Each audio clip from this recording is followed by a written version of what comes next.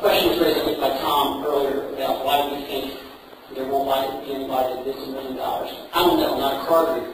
But if there are people out there, or people that Tom knows or others know, and they want to come and buy our note for $950,000 so that we don't have to go through this process, then we're willing to talk to them. So, you know, if the people are out there, that's good. You have some time. We wouldn't have time if the auction had gone forward.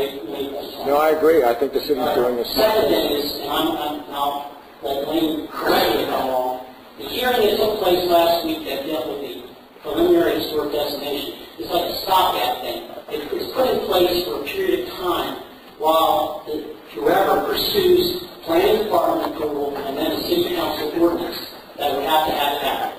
So that it seems like there's a lot of people here that don't like it, and that, you know, your chance to object, because it's got to go through two processes: planning commission and senator commission, and the city council has to pass an ordinance, and they haven't happened and they haven't started.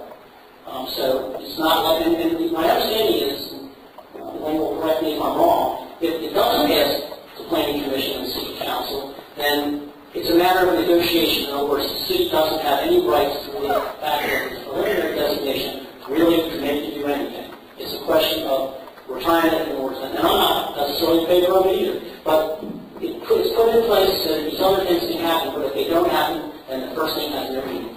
Well, there's many people in the city, including Kim, who has shared her thoughts that she's not in favor of it. But I just want to stay here in an open forum that when Bob Embry decides he wants to get something through the city of Baltimore, believe me, it happens. And you watch. All right.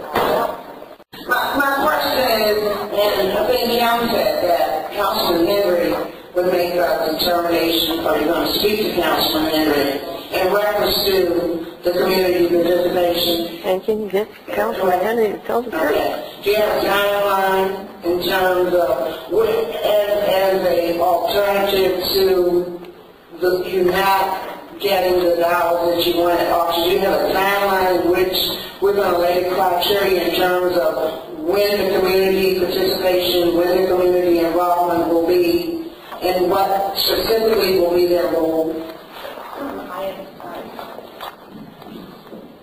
I anticipate actually turning this over to a project manager at BDC that I'll work with, and hopefully in the next 2 weeks we're going to start working on the RFP itself. So I would expect that I would have some conversations with some of Councilman Henry's recommendations as well as folks within the community that I've worked with before once the project's here.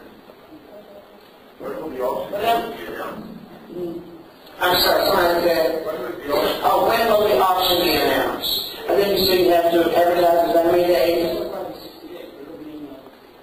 For the date of the auction, you have to advertise 3 times, 3 consecutive weeks in the daily paper to say when it is, and the amount required to be deposited at the day of the auction, that kind of thing.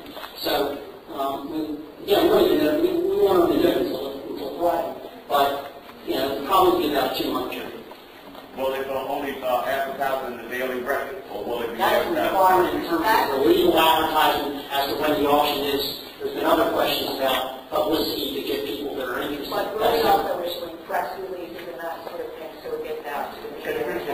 I just want to say I really appreciate it. It's music to my ears to hear representatives from the city talking about their commitment to promoting this auction and making sure that people are aware of it far and wide. I think that's very good. Yeah. Hopefully that happens because I think it's a key element to this. And I thank you very much.